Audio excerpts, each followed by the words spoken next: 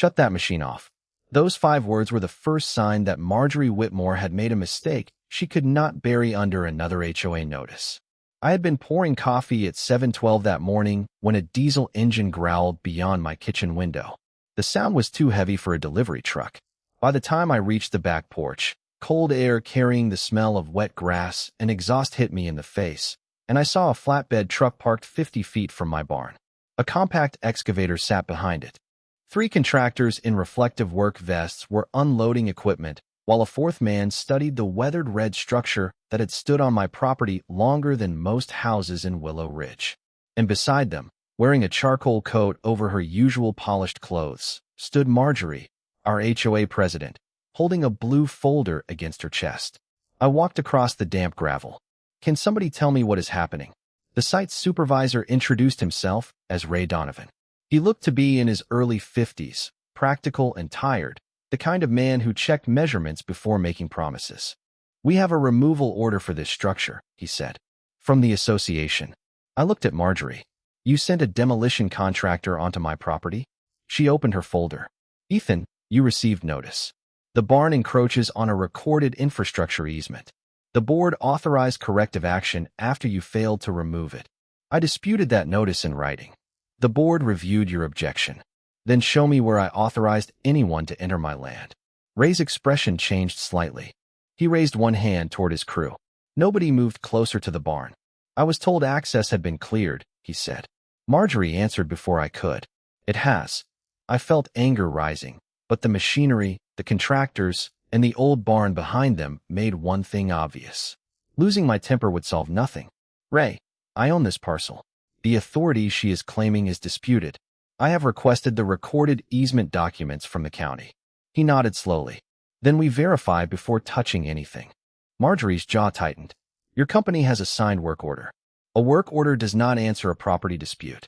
Ray walked toward the northwest corner of the barn with one of his workers. They were checking the foundation perimeter when the worker brushed wet leaves away from a patch of concrete beside the lowest timber. Something metallic appeared beneath the dirt. I recognized it immediately, though I had not thought about it in years. A round rusted marker my father had once told me never to remove. Ray crouched, wiped the surface with his glove, then looked toward a narrow concrete access feature partly hidden beneath the edge of the barn floor. His entire expression changed. He stood and stared at the equipment operator. "Shut that machine off." The diesel dropped into silence. Marjorie stepped forward. "Why are you stopping?" Ray pointed toward the marker. "Because there is recorded infrastructure under this footprint, and I am not excavating another inch until I know who controls it." Marjorie lifted her folder. "The HOA does." Ray looked directly at her. "Then show me the recorded instrument." For the first time that morning, Marjorie did not immediately answer. And standing there in the smell of wet timber and diesel exhaust, I realized the thing she believed gave her the power to tear down my barn might be the very thing that stopped her. Ray kept the equipment silent while Marjorie searched through her blue folder, but to understand why a rusted marker could stop an entire demolition crew, you have to understand what that barn meant long before Willow Ridge had an HOA president. "My name is Ethan Caldwell, and I was 48 when this happened. I bought the property from my father 12 years earlier, although I had been working on that land since I was old enough to carry a fence post without dragging one end through the dirt. The barn sat about 120 feet behind the house, beyond a gravel turnaround and 2 old maple trees. It was not decorative. The siding had faded from red to something closer to brick brown, and several boards showed their age, but the frame was solid. Inside, I kept my compact tractor, woodworking tools, fencing supplies, seed, ladders, and the equipment I used to maintain nearly 4 acres. On warm mornings, the place smelled like dry hay, cedar shavings, and machine oil. When rain hit the metal roof, you could hear it from the kitchen. My father used to say the barn was easier to understand than people because every sound meant something. A loose hinge squeaked. A dull belt slipped.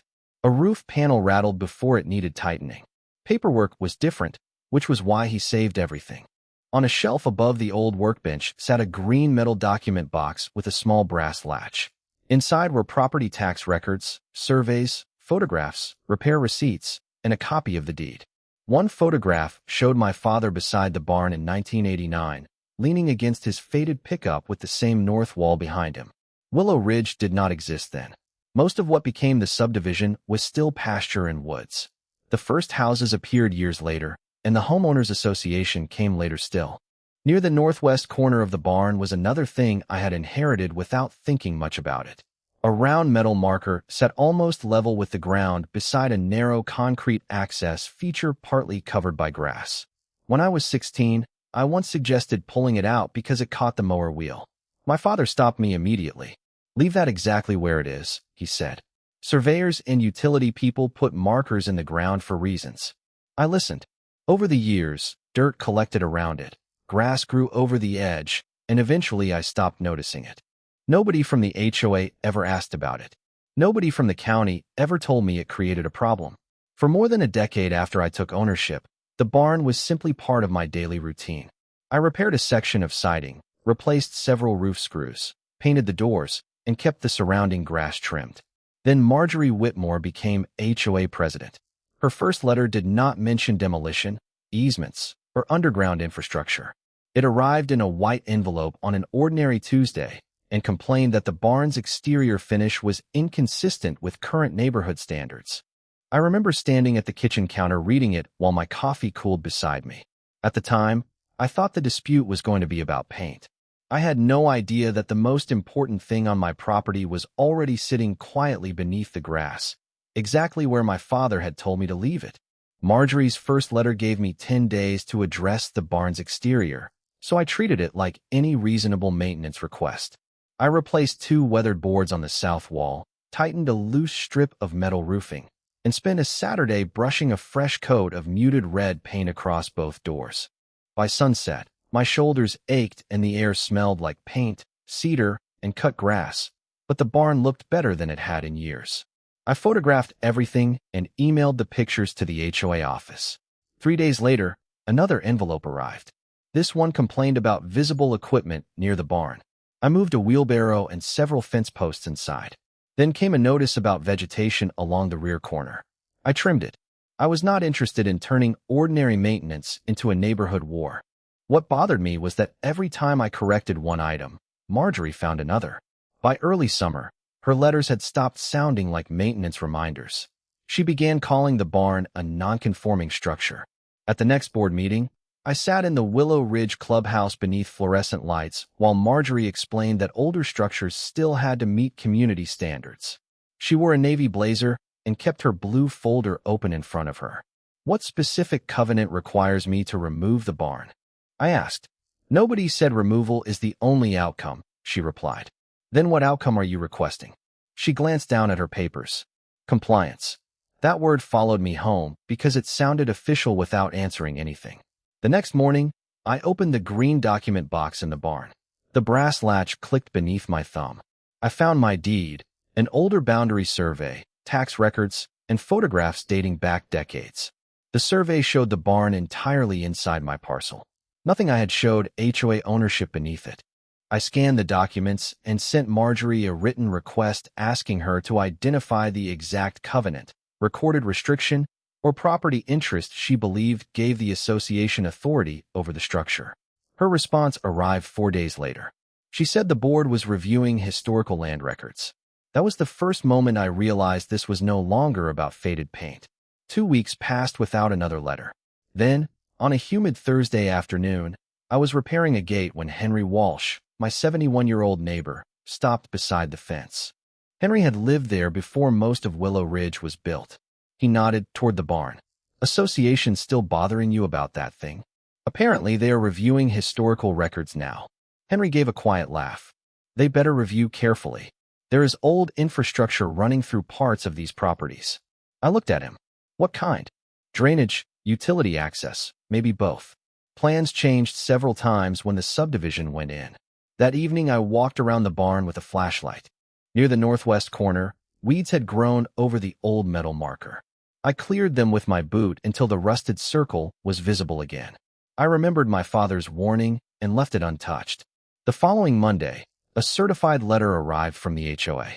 This time Marjorie had stopped talking about paint entirely. The letter claimed the barn encroached upon a recorded infrastructure easement and stated that the association was evaluating corrective action. Attached was a highlighted property diagram with a narrow strip running directly beneath the northwest side of my barn. I studied it for almost an hour. The line was real enough. What was missing was the document explaining what that line actually meant. The highlighted line bothered me because an easement can be real without meaning what someone wants it to mean. The diagram Marjorie sent showed a narrow corridor crossing the northwest corner of my parcel and passing beneath part of the barn, but there was no recording number, no legal description, no name of the easement holder, and nothing explaining what rights actually traveled with that strip of land. The next morning, I emailed Marjorie for questions. I asked for the complete recorded easement, the exact boundaries, the identity of whoever held the easement rights, and the provision she believed allowed the HOA to remove a privately owned structure. Her reply came just before lunch. The association has access rights over the affected area and expects homeowner cooperation. I read that sentence twice. Then I called the county recorder's office. A records specialist named Laura Bennett explained that older subdivision documents sometimes existed across several filings, especially when farmland had been divided and utilities installed in stages. She could not interpret my legal rights for me, but she could help locate the recorded documents tied to my parcel. I submitted the request that afternoon. While I waited, I pulled my father's survey from the green metal box and spread it across the kitchen table. The paper had softened along the folds. My property lines were drawn in black, and the barn appeared as a small rectangle near the rear acreage. A dashed corridor crossed its northwest corner. Beside it were several faded words referring to drainage and utility access. That was enough to tell me Marjorie had not invented the easement. It was also enough to tell me she had not shown me everything.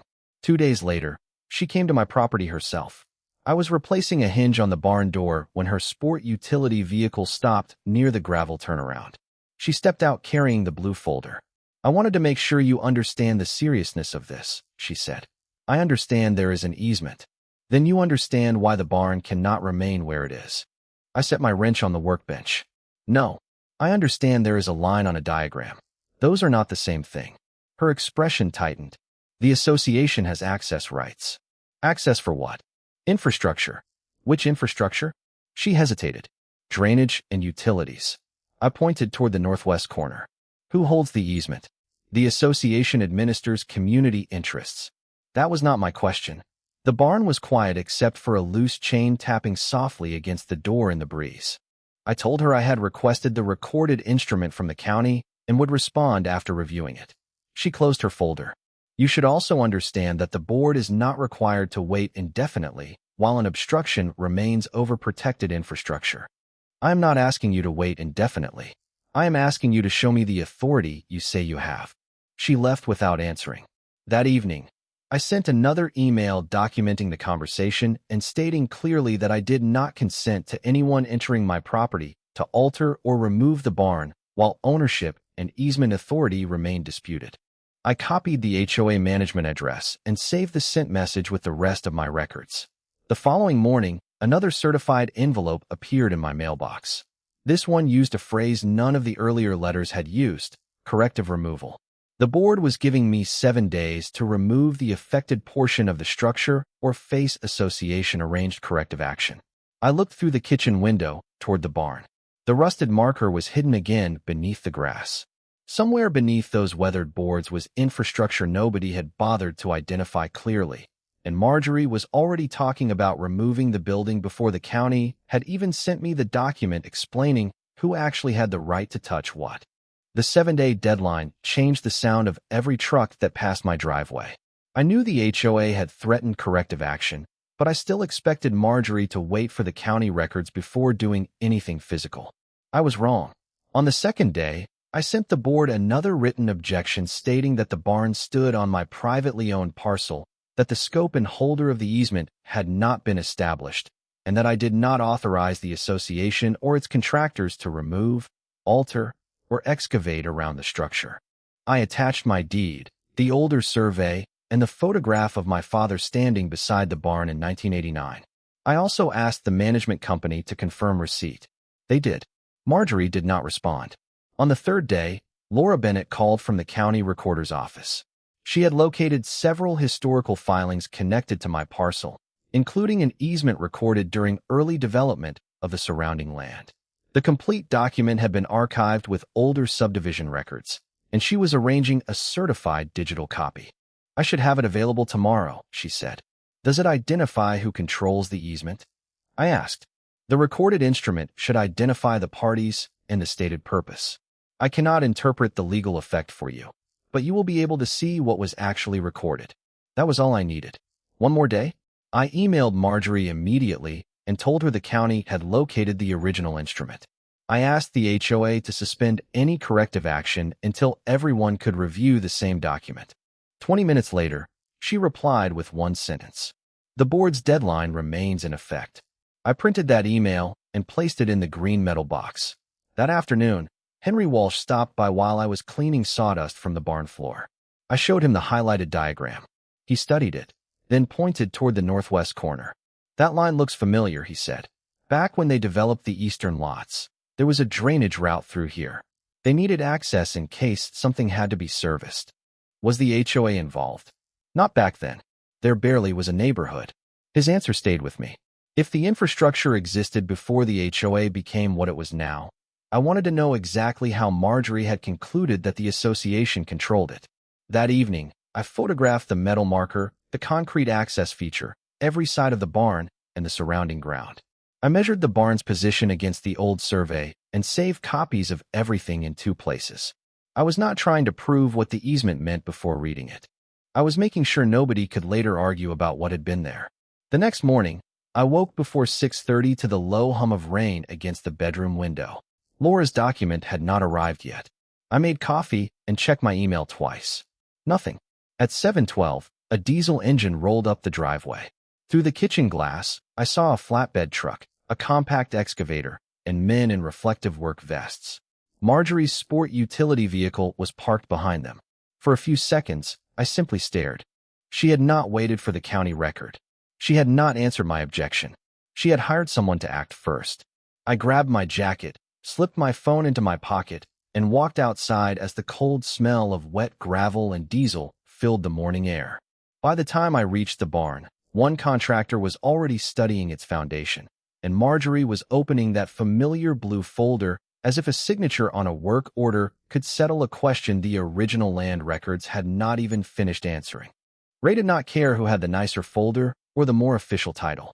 He cared about what his crew might hit beneath the ground. He crouched beside the northwest corner again, brushed mud from the rusted marker, and studied the narrow concrete access feature disappearing beneath the edge of the barn floor. The rain had softened to a mist, and without the excavator running, I could hear water dripping from the metal roof. "How old is this structure?" he asked me. "The barn was here before Willow Ridge was developed. I have photographs from 1989 and probably records older than that." He looked at Marjorie. "Was your company given a utility clearance or the recorded easement document?" She opened the blue folder and handed him the highlighted diagram I had already seen. Ray studied it for maybe 15 seconds. "This is a map. It identifies the easement," Marjorie said. "It identifies a line. I need the instrument that tells me what the line represents and who has rights to it." Her voice sharpened slightly. "The association authorized removal." Ray handed the page back. "The association hired us to remove a structure. That does not mean I excavate beside unidentified infrastructure." One of his workers had cleared another few inches of wet leaves by hand, revealing more concrete running toward the foundation. Ray immediately told him to leave it alone. I pulled out my phone and showed Ray the photographs I had taken the night before, then my old survey. "The county located the original easement record yesterday," I said. "I am waiting for the certified copy." "Good," Ray replied. "Then we wait." Marjorie stared at him. "Your crew is already here. And my crew can leave." The sentence landed harder than any argument I could have made. Ray walked back toward his truck and called his office. I stayed near the barn, careful not to touch the marker or the concrete feature. Marjorie stood about 20 feet away, scrolling through her phone. A few minutes later, mine vibrated. The email was from Laura Bennett. The certified record was attached. I opened the file and felt my pulse quicken as I read the first page. The easement had been recorded decades earlier for drainage and utility access across a defined strip of what was still identified as privately owned land. I scrolled slowly, looking for the HOA's name. It was not where Marjorie had implied it would be. The document identified specific infrastructure purposes and parties connected to access and maintenance, but nothing on those first pages transferred ownership of my parcel to the association. I showed Ray the recording number and document header. He did not pretend to interpret the legal language. Instead, he photographed the relevant identification information and called his office again. "Until our compliance people verify this, the stop stays in place," he said. Marjorie stepped closer. "The easement is exactly why the barn has to go." I looked at her. "An easement can exist without giving you ownership. The association has community obligations." "Then show us the recorded language giving the association demolition authority." She opened her folder again, but this time every page she turned seemed to make the silence longer. Ray finally closed the tailgate of his truck. "We are done here today." His crew began securing their equipment. The excavator had traveled all the way up my driveway to tear down a barn, and it was leaving without touching a single board. But as I stood beside that rusted marker with the county record glowing on my phone, I understood something even more important. The easement was real. The infrastructure was real. The part Marjorie had never proven was the one thing she had treated as certain from the beginning, that either of them belonged to her. The certified easement record was 23 pages long, and the most important sentence was buried where Marjorie's highlighted diagram could never explain it. After Ray's crew left, I carried my laptop into the kitchen, spread my father's survey beside it, and read every page twice. The easement had been created years before Willow Ridge became the neighborhood it was now. It granted limited access for drainage inspection, maintenance, and specified utility work across a narrow corridor on my parcel. The land underneath remained privately owned. More importantly, the recorded document identified the parties entitled to use that corridor, and the Willow Ridge Homeowners Association was not listed as the owner of the land or as a party with unrestricted authority to remove structures. I called Laura Bennett the next morning. "Am I reading this correctly that the parcel itself was never transferred?" I asked. She was careful with her answer. "I cannot give you legal advice, but the ownership records we have show the parcel remaining private. The easement is a separate recorded interest with a defined purpose." That distinction was everything. I thanked her and spent the next hour building a timeline. At the top, I placed the photograph of my father beside the barn in 1989. Below it went the older survey, my deed, the recorded easement, Marjorie's highlighted diagram, every HOA notice, my written objections, and photographs from the morning the demolition crew arrived. Then Ray emailed me. His subject line simply said "Stop work documentation." His report stated that the crew had suspended the project after discovering evidence of infrastructure within the proposed work area, and because the documentation provided at the site did not establish sufficient authority or clearance for excavation around the recorded corridor. He also noted that additional verification would be required before his company considered returning. I printed 2 copies. One went into the green metal box. The other went into a new binder. By noon, the HOA management company emailed me notice of an emergency board meeting scheduled for Thursday evening. Marjorie had apparently described the contractor's departure as a temporary delay, pending clarification. I replied with the county easement record and Ray's report attached. I also requested that both documents be distributed to every board member before the meeting. That afternoon, Henry Walsh came over and found me standing beside the northwest corner of the barn. The rain had stopped, and the rusted marker was visible through the flattened grass. "So what did you find?" he asked. "The easement is real." Henry raised his eyebrows. "And it does not say what she told everyone it says." I showed him the recorded corridor on the survey. Henry stared at it, then looked toward the subdivision behind us. "That sounds about right. Access was for infrastructure. Nobody gave away the farms." Before he left, he remembered something else. His late brother had worked on grading during the early development phase, and Henry still had photographs showing drainage construction near several original parcels. He promised to look for them. That night, I received another email, this time from the board's attorney. He asked me to bring the original deed and any historical evidence establishing when the barn existed. I walked out to the barn, opened the green metal box, and lifted the old photograph of my father into the light. For weeks, Marjorie had treated the easement like a weapon pointed at my barn. Now the contractor's own report, the county record, and 40-year-old paperwork were pointing in the opposite direction. And on Thursday night, She was finally going to have to explain why she had signed a demolition order before reading the document she claimed gave her the right to sign it. By Thursday evening, the blue folder Marjorie had carried onto my property was sitting in front of her at the Willow Ridge clubhouse. But this time, she was not the only person with paperwork.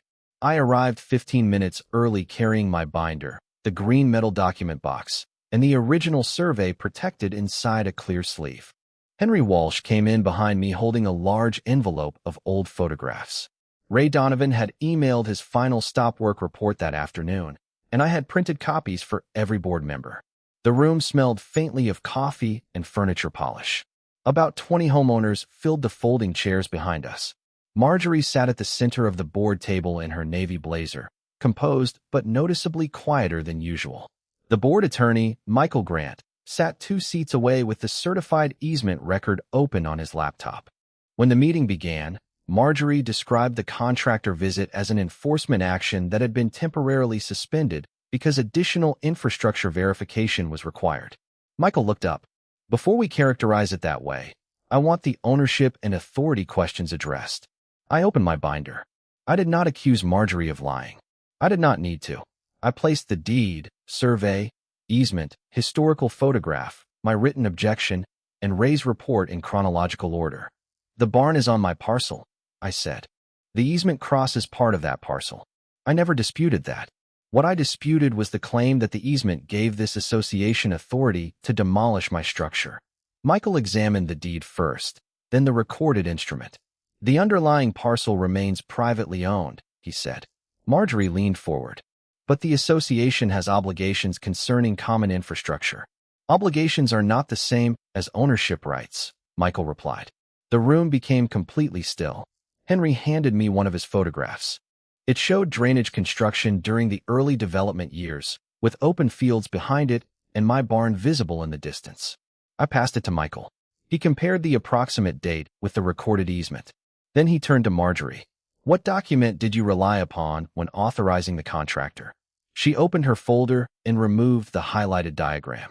Michael looked at it for several seconds. Where is the recorded instrument that accompanied this? The diagram came from association records. That is not what I asked. I recognized the silence that followed. It was the same silence from my driveway when Ray had asked her almost the same question. Michael turned to the work order. This authorization states that the association represented it had sufficient authority to arrange removal of the obstruction. He tapped the page once. What document established that authority? Marjorie said the board had understood the easement corridor to fall under HOA administration. One board member immediately asked whether anyone had actually read the complete recorded easement before the contractor was hired. Nobody answered.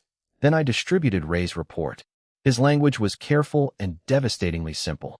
The crew had stopped because the documentation presented on site did not establish sufficient authority or clearance for work around recorded infrastructure. Michael closed his laptop. Until title, easement rights, and any applicable approval history are fully reviewed, there will be no physical enforcement action against this structure. Marjorie started to speak, but the board vice president interrupted. I think we need to discuss why physical enforcement was authorized before that review happened. I looked down at the papers spread across the table. The old photograph, the deed, the easement, and Marjorie's signed work order were all sitting within 3 feet of each other. She had spent weeks trying to turn one line on a map into power over my property. Now that same paper trail had become the clearest evidence that she had acted before proving she had that power at all. 3 weeks later, I received a certified letter from the Willow Ridge Board, and this time there was no threat printed beneath the letterhead. The corrective removal order had been formally withdrawn. All fines connected to the barn dispute were canceled. The contractor invoice would not be charged to my account, and any future work involving the recorded easement would require verification of the actual easement holder, proper notice, and whatever authorization the governing documents and applicable law required. I stood at my kitchen counter reading every sentence while morning sunlight stretched across the floor. Then I reached the paragraph I had been waiting for. After reviewing the county records, historical surveys, contractor documentation, and legal counsel's findings, the board stated that it had not established authority to order demolition of my barn based solely on the easement diagram Marjorie had relied upon. I read that sentence twice. The barn had never been the association's property. The strip beneath it had never magically become association property because someone highlighted it on a map. The easement created limited rights for specific infrastructure purposes, not a blank check for an HOA president to send machinery onto private land. Marjorie resigned as president at the next board meeting. The announcement was short. The vice president took over temporarily, and the board adopted a new rule requiring legal review before any enforcement action involving disputed property boundaries, easements, or physical alteration of privately owned structures. Nobody applauded. They did not need to. The result was sitting there in black ink. A month later, Ray Donovan returned to my property, but not with an excavator. His company had been asked by the actual infrastructure representative to inspect the access corridor without disturbing the barn. Ray walked the northwest corner with a technician, checked the marker, reviewed the recorded dimensions, and confirmed that routine access could be handled without removing the structure. The concrete feature beneath the edge of the barn was part of an old drainage access point, protected by the limited corridor my father had warned me about decades earlier. Nothing needed to be demolished. Nothing needed to be excavated that day. Before Ray left, he looked at the barn and smiled. Good thing somebody left that marker where it belonged. I laughed because I could hear my father's voice immediately. Leave that exactly where it is. That rusted circle had spent years disappearing beneath grass and dirt, looking like the least important object on 4 acres. In the end, it stopped a machine, forced everyone to ask the right question, and led me back to the document Marjorie should have read before signing anything. I cleaned the marker carefully and left it visible. I also mounted a weatherproof copy of the survey inside the barn near the green metal document box. The old photograph of my father went back inside that box, along with Ray's stop work report and the board's withdrawal letter. The barn remained exactly where it had always been. On rainy mornings, water still tapped against the metal roof.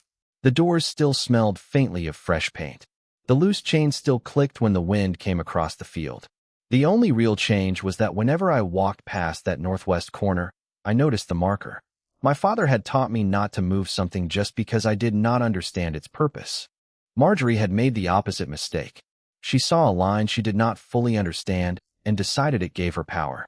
In the end, the line was real, the easement was real, and so was the limit on her authority. Justice never needed an excavator. It only needed the original record, a patient contractor, and one person willing to read what the paperwork actually said.